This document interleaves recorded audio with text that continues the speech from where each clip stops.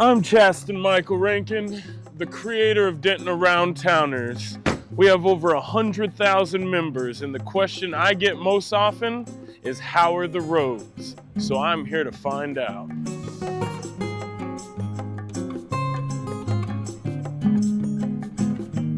It's wet, and it's got a hole in it. It's broken. Roads closed. So, how are the roads? I don't know. I just run a Facebook page. So, let's ask all y'all sitting around that table. How are the roads?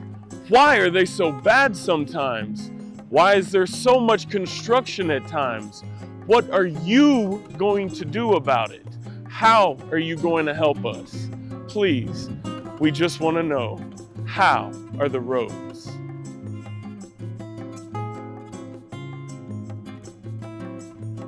Thank you, the creator of Denton Around Towners, for starring in that little segment.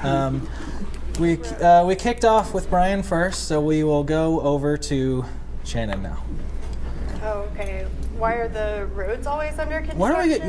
Why? What's going on with the road, man? Now there's TxDOT, that's its own issue, but like. Yeah, our roads. I mean, it seems like there's just a lack of asking questions and being transparent with our construction companies and what's going on. I don't really think that this is that deep. Like, this is just, being more responsible, being on top of it, communicating with people when roads are closing, ensuring that when we are building roads that they're ready for that.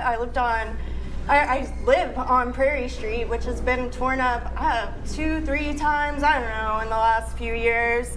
And every time I don't get the notice until like the road's already being ripped up, and it's just like, well, seems to me it's mostly just a lack of a lot of planning. Mr. Chris, you're up. Is this time limit with 1 minute? That's about a minute, and then we'll get into it. Yeah. Well, Denton's a 100-year-old plus city, and over the years, the voters have approved bond programs. Millions, tens of millions of dollars for road construction. Unfortunately, I don't think it's so much. I mean, we've got it. Some of our roads have got to get fixed. I think it's the planning. I think especially this last year, what you saw in some of these neighborhoods, they tried to cluster these projects really close together in the same geographical area, which that has been the major issue, because then you have large swaths of neighborhoods that have construction. I mean, when I tried to go to one of our first forums, I couldn't even get there off of Oak Street because I had to do a real big wraparound. So I think we have to be more intentional about how we do our construction planning, because if we quit doing the construction, we're going to say the roads are terrible. So we've got to make sure, and communication is the key. Communication, you got to communicate with the neighbors. Yep. We like talking, we don't like the follow through. Angela? Seems to be a theme tonight. Like the talk and not the follow through. So when I'm out talking with voters out on the street and knocking on doors and visiting with people on the square, our roads are the thing that come up most often. After, why do we have so many apartments? Why do we have so many apartments is first, but roads is a very close second. And why are they just so, not just the ones that are under construction, but the ones that aren't under construction that are also bad. And so it's almost like a catch-22, because it's like, I don't want the construction, but then we also need more construction. So what do we do? That's the question. This isn't just inconvenience, and it causes problems for my car, and it's uncomfortable. That's not the only problem. There are some real safety issues involved when we have all these construction cones set up. I live off of Kings Road in Sherman, and I go on Kings Road trying to turn left onto Sherman. They've now got one lane of Sherman shut, and so now there's only one lane of Sherman where traffic can come. So trying to turn off of it's insane. We get this over and over and over again, where the construction is creating safety problems, not just lifestyle problems. So we have to get a better plan. Dang, I'm glad we got 20 minutes of discussion. That's what this is for. Yeah, Chris alluded to this a second ago, and there is one of the things that happened early on, and when I came on the council, you're trying to explore these issues of the roads, and they try to be fiduciarily responsible. They try to put in contracts that by bundling them all together, it saved taxpayer dollars. They were trying not to have those costs run up, but they siloed. They didn't communicate with each other in utilities and streets in these different areas that all go together, and it ended up the disruptive opportunity costs of lives, of wrong way signs, of miscommunication, of people not knowing where their driveway is going to be torn up one day to the next, and not knowing how to get from one path another to the city wasn't worth anything that we saved in bundling and cost. So that kind of thing can't continue going forward, and I'm pretty confident that the current city staff have learned their lesson on that one. But communications in silos, especially with the citizens of Denton, that's critical. So that's actually interesting, because what you'll find around the city is, not in all places, but take Sunset, for example, and all those businesses that were closed down. Right. That was a whole, I covered it was a whole thing. And even the Green Zatar, they were like, it's not the city, but the construction company bit off a little more than they could chew. What are some levers that, were you to get elected, we can hold these people to account to get them to play ball with our neighbors here? Yeah, no, it's. I'm glad you brought that up, because it's one of the things that we can't have. We saw Green Zatar, we saw various businesses on set, and we saw Denton County, not Denton County Hamburger. They had County a different name. Road. County Road, Road yeah, Hamburger. yeah, they changed. It's going to be hard for me to switch gears on that one. We saw them, come to us and say, these impacts are killing us. And it wasn't just that, the neighbors couldn't get in and out of that neighbor on Alice Street area as well. And again, this goes back to we need to make sure that our CMAR process, this is the construction manager at risk, is held to those risk profiles in ways that make sure that they stay timely and the cost incrementally skyrocket when they increase their prices. And we need to hold feet to the fire.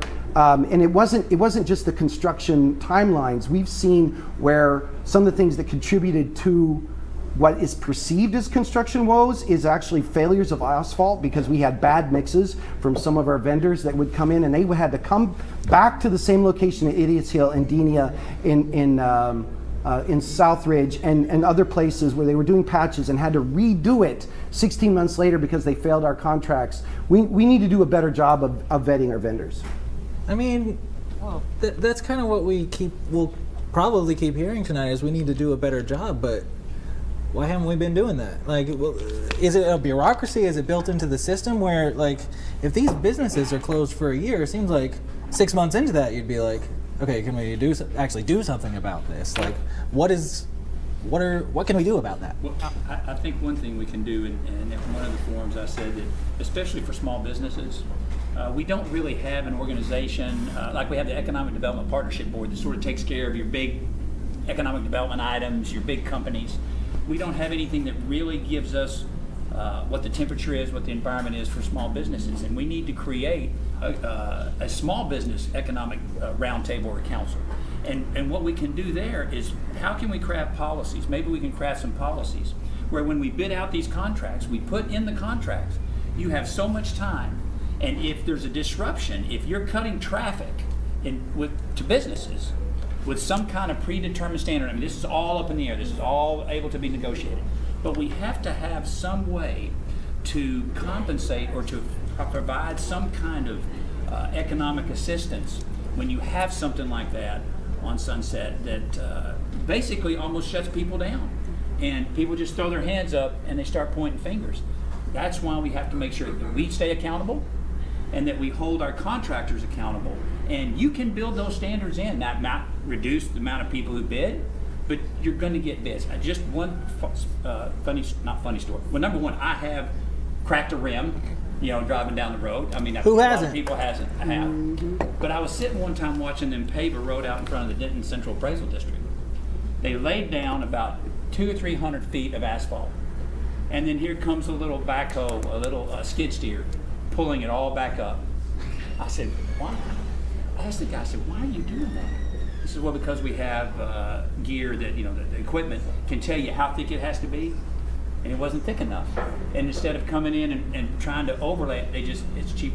And I thought, okay, we have to make sure that everybody's doing their best to be as efficient as possible. And we as a city, as city leaders, can find a way that we might not be able to install penalties on contractors. But if it's a business that's really struggling, we have to find a way, a creative way to find, to give them assistance, whether it be through vendors' penalties, whether it be through an economic development fund we set up for that specific thing. So, am I going out of time? No, actually, Okay, sorry. speaking of Sorry. a not so quick story, do we have the timer that we can get going?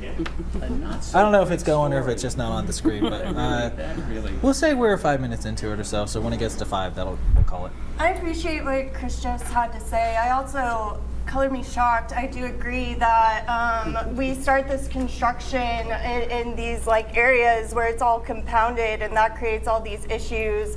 And I guess what's unfortunate is I feel like repeatedly right now I'm hearing a lot of deflection. I think, you know, there's going to be times when a city council makes mistakes, you don't investigate, you don't do your research when you're looking for your construction company, and you have to own that and you have to take responsibility. And you need to shift gears too, because I know this question was asking how are the roads.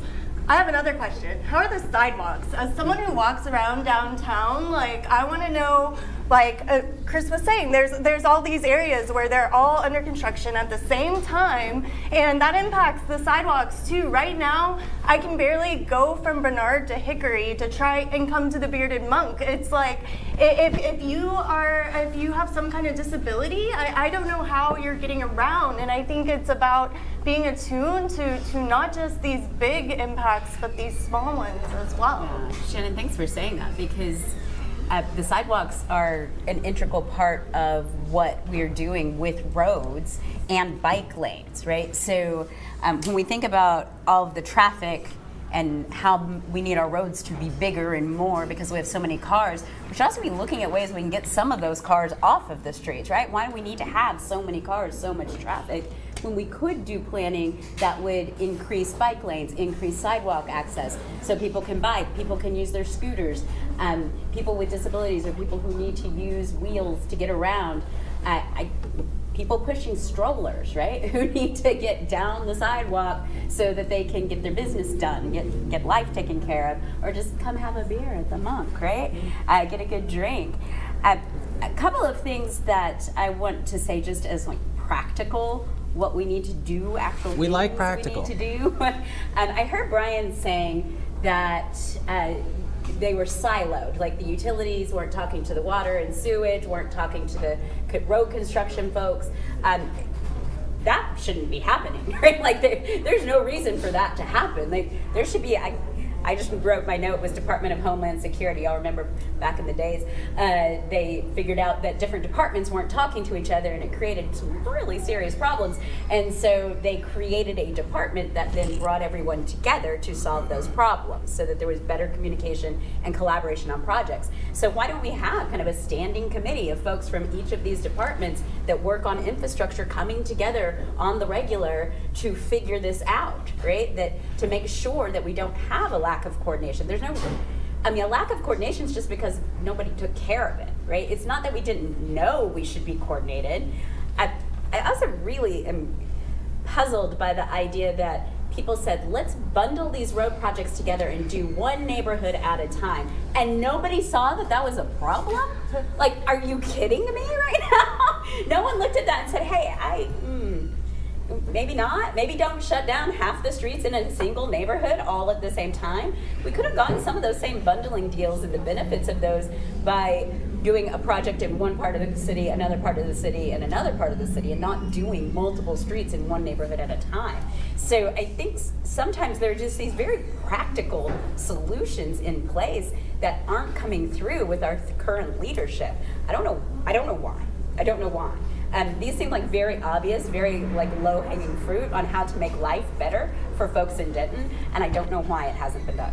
Well, I can't speak for the last 3 or 4 years, but I do know that This isn't a new problem. One of these things we put in place was, I don't know what happened over in the Amarillo, Oak Street, Panhandle, over there, but I do know at least I was aware that what we were doing was we were tearing up streets, putting down new pavement. Then they were tearing up to go replace the water lines and the sewer lines and those kinds of things. We made a concerted effort, an intentional effort to make sure that we tried to plan and put together teams that would plan that, okay, if we're going to need this street done, do we need the utilities done at the time? If we needed the utilities, and look, they've been building in front of my house for 3 years because they put in a 52-inch water line. They hit my electrical line 3 times. So I know that it's a lot of planning, and things happen, and we can certainly figure out. When I was teaching the negotiation students, one thing after competition we'd ask is, what if you had this situation to face again? What would you do the same, and what would you do differently? Clearly, we got a lot of scar tissue issues. I mean, you're talking about, why have they not done this? Well, this might be one of those times where they tried, this bungling might have been the first thing. So I'm not gonna say that everybody's made all these mistakes, but if we don't learn from our mistakes, that's the biggest mistake. So we can certainly have more conversation around infrastructure development. But Oak Street, got it done. What happened? Atmos Gas figured they did something wrong, I believe. Something was wrong. Yeah. And they had to go dig it back up and replace all the yard lines up to the houses. If sometimes things just happen. They just happen. And I don't like to say that because we like to think we could plan it more clearly, but Atmos doesn't even come into this conversation when they've done something wrong, and they're done. We've inspected it, they're finished. Lay the road. All of a sudden, no, we're not done. I'm glad Chris brought that up. One of the things that they put on when I first got on council was the complete streets approach, and I don't think my council can take up credit for that. That happened the previous council at the end of it, and so 2020-ish. And that was to do exactly what Chris was saying, do all the electrical fiber, cable, streets, everything. The one standout, and again, Chris mentioned that, is Atmos.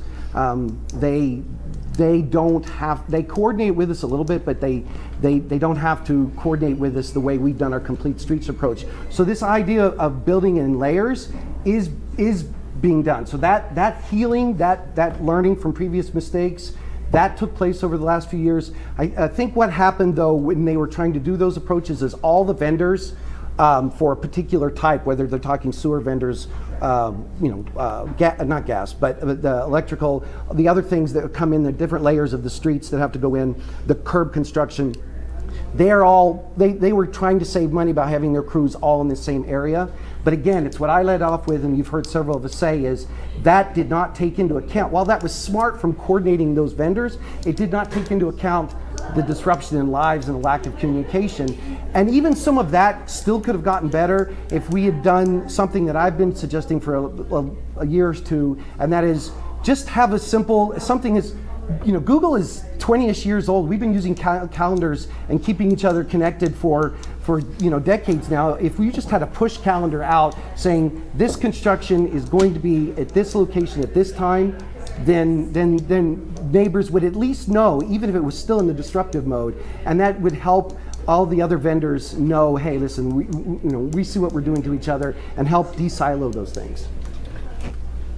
While there's still a few minutes left, I would really appreciate if you're on Instagram that you take out your phone right now and follow Abundance Denton. There is a way for people in Denton who are not on council, who are not on boards and committees, to be a part of these conversations. And this is another key piece to all of this as well. And so I really just want to say, if you want to see what we're already out here trying to do, follow Abundance Denton. Thank you.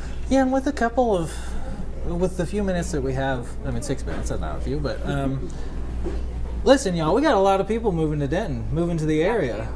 Big neighborhoods being built, as Price Master would say, 500 million people moving in the next 10 years, whatever. Are we designing the roads, or are the people that we're hiring to design the roads making it sustainable once those people start driving on the roads? Like, what? If we're having an issue now and we don't even have half the people that'll be here in the next, however long. Right, not too late, but we're already behind. And not to mention the deficit, which we'll get into later, but how are we gonna spin all these plates? We're not following Successfully. the comp plan in our development. There's too much of a push from the developers in the state of Texas rules and our own ordinances to allow for sprawl. There's too much turning a blind eye on council.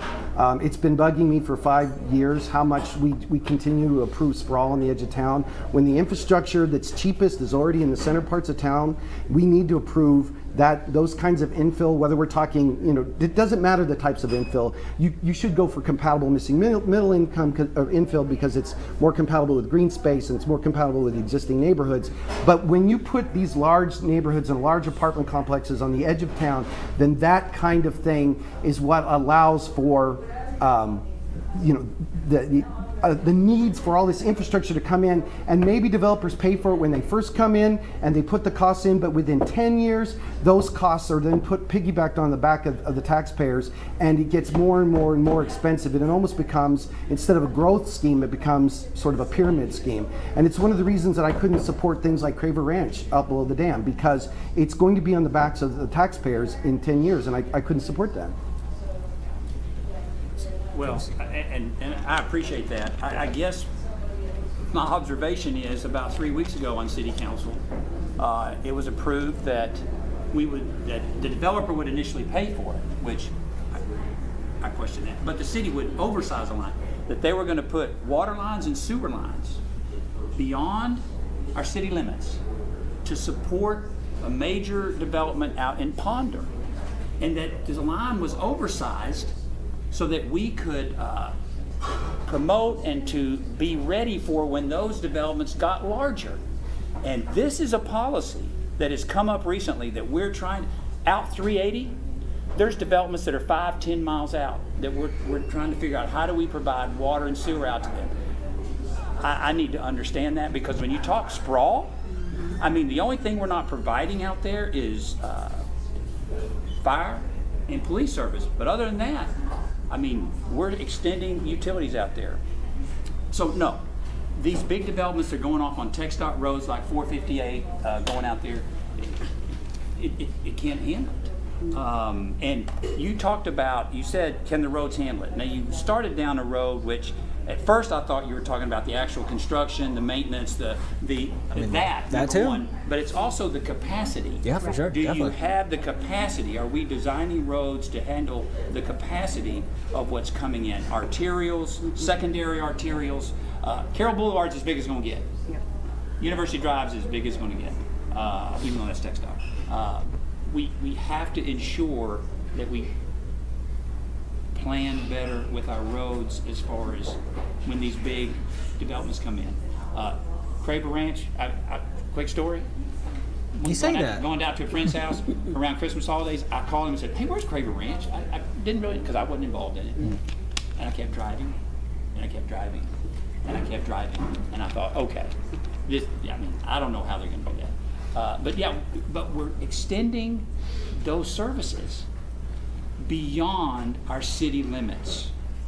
And we're oversizing the line, which we all pay for, to handle the development that's coming in outside of our city. We're building a new wastewater treatment plant to help cover those kinds of wastewater services that we're providing outside of our city limits. I think we need to have a really intentional conversation about that. So sorry, real fast. I just want to say that I also think that something that could prevent wear and tear on our roads is if we as a community utilized our bus system more, and if we improved our bus system so that it was more accessible to people and that they didn't have to wait so long in order to catch a bus and get where they need to go. Less cars on the road, the longer they last. And that's an important part. We can bring that up later as well. Yeah, it's a lot of people coming. It's a lot of, we only have a minute and a half left, but there's a lot of people coming. And I went out to Landmark by Hillwood, and obviously, and they're lovely people, they're right next to HEB, lucky SOBs, but It's HEBs. HEBs, not SOBs. But look at University, they're building another HEB, and that's just going to be, again, that's TxDOT, but it's just going to be more and more and more traffic. And I don't, it feels like at least from my perspective and from people that I've spoken to, that we're not looking to the future as we're playing catch up. I'm gonna sound like I'm beating a dead horse, and that's not what I mean to do. Because we love But- horses. Yes, love horses. We have to have community conversation. What does the community of Denton, what do the people here want us to look like as we move forward? What do you want the city to be? Do you want us to keep growing streets bigger and wider? What about building really strong neighborhood plans so that instead of trying to get all over Denton, you have everything you need in your part of town? Is that a strategy maybe we want to approach? Are there other strategies out there that we can have that gives us a real clear vision for where we're trying to go as a community and what we want to look like? We can't build enough roads in our current layout to suck in all of the capacity or suck in all of the folks who are coming. Right? We don't have enough space like this to absorb people that way. Sure. On our current streets. So we have to start thinking about different ways to Gotta cut you approach off. this problem. But yeah, no, for sure. And that's actually having a view of the future of what's coming.